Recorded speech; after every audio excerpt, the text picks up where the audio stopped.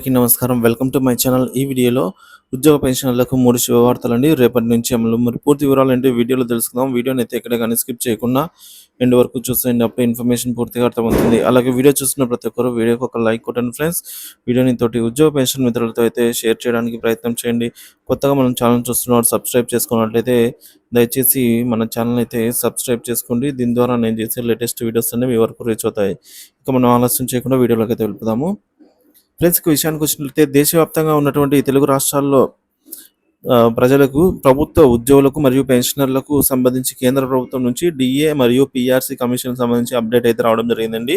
So వివరాలకు వస్తే కేంద్ర ప్రభుత్వం ఉద్యోగులకు డిఆర్ఎస్ అలవెన్స్, డిఏ, పెన్షనర్లకు డిఆర్ ఇస్తారు. జూలై మరియు జనవరి లలో ఒక సంవత్సరానికి సంబంధించి 2 సార్లు అయితే అమలు చేస్తారనమాట. సంవత్సరానికి 2 సార్లు పెంచుతుంటారు. అలాగే సెప్టెంబర్లో మూడో వారంలో ప్రభుత్వం నుంచి ఈ డిఏ అనేది 4% పెంపుకు అయితే వస్తుంది అని చెప్పేసి భావిస్తున్నారనమాట. 7వ వేతన సంఘం సిఫార్సుల ప్రకారంగా చూసుకున్నట్లయితే ఏటా 2 సార్లు డిఏ పెంపు అయితే జరుగుతుంది. జనవరిలో 4% అయితే పెంచడం జరిగింది జనవరికి. ఇక డిఏ ఇవ్వడంలో 50% అయితే చేరిందనమాట. ఇప్పుడు జూలై నెలకు సంబంధించి డిఏ సెప్టెంబర్ నెల నుంచి అమలవుతుంది. So DRS allowance relief fund ఏదైతే ఉంటాయో అవి 3% వరకు ఉండొచ్చని అయితే అంచనా వేస్తున్నారు.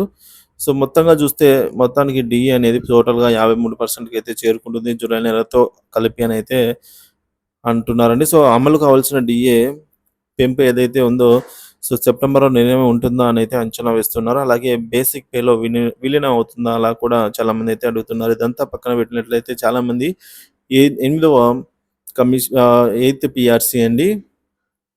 8వ కమిషన్ ఎప్పుడు విడుదల చేస్తారని కూడా అడుగుతున్నారు. సో 8వ వేతన సంఘం పైన అయితే కేంద్ర ప్రభుత్వ ఉద్యోగుల సంఘాలు చాలా రోజులుగా అయితే డిమాండ్లు అయితే ఉన్నాయి. సో అయితే ఇప్పటివరకు వేతన సంఘం పైన ఏర్పాటుపై ప్రభుత్వం ముందు ఎలాంటి ప్రతిపాదన లేదు. కానీ జూలై 30 రాజ్యసభలో ఆర్థిక శాఖ సహాయ మంత్రి అయినటువంటి పంకజ్ చౌదరి లిఖితపూర్వకంగా సమాధానం అయితే జూన్లో 2024 8వ కేంద్ర వేతన సంఘం కోసం అయితే 2 ప్రతిపాదనలు అందాయని అయితే చెప్పారు. సో అటువంటి ప్రతిపాదనలు ఏది ప్రస్తుతం పరిశీలనలో లేదని అయితే చెప్పారు. 7వ వేతన సంఘం ఫిబ్రవరి 2014లో ఏర్పాటైందని, దాని సిఫార్సులు జనవరి 2016 నుంచి అయితే అమల్లోకి వచ్చాయని, సాధారణంగా ప్రభుత్వ ఉద్యోగుల వేతనాన్ని సవరించడానికి కేంద్ర ప్రభుత్వం కమిషన్ అంటే పిఆర్సీ, పే రివిజ్డ్ కమిషన్ అండి, ఏర్పాటు చేస్తుందని, ప్రతి 10 సంవత్సరాలకు ఒక పే కమిషన్ అయితే ఏర్పాటు చేస్తుందని అయితే చెప్తున్నారు. అయితే 8వ వేతన సంఘం అంటే 8వ వేతన కమిషన్ ఎప్పుడు ఏర్పాటు చేస్తారంటే 2024లో సంబంధించి కమిషన్ ఏర్పాటు చేసినట్లయితే అది అమలు అయ్యేసరికి 2026లో అయితే అమలు చేయవలసి అయితే ఉంటుందండి. సో ఈ విధంగా కమిషన్కి సంబంధించి వివరాలు అయితే ప్రస్తుతానికి ఈ విధంగా అయితే ఉన్నాయండి. చాలామంది కూడా ఇదే అప్డేట్ కోసం అయితే ఎదురు చూస్తున్నారు. ఈసారి తక్కువగా విడుదల చేస్తారన్నట్టుగా అయితే వార్తలు వినిపిస్తున్నాయి పిఆర్సీకి సంబంధించి. సో మొత్తానికి అయితే కమిషన్ నియమించాల్సిన అవసరం ఉంది. సో ఈ జూలై 2024 సంబంధించినటువంటి డిఏను 3%గా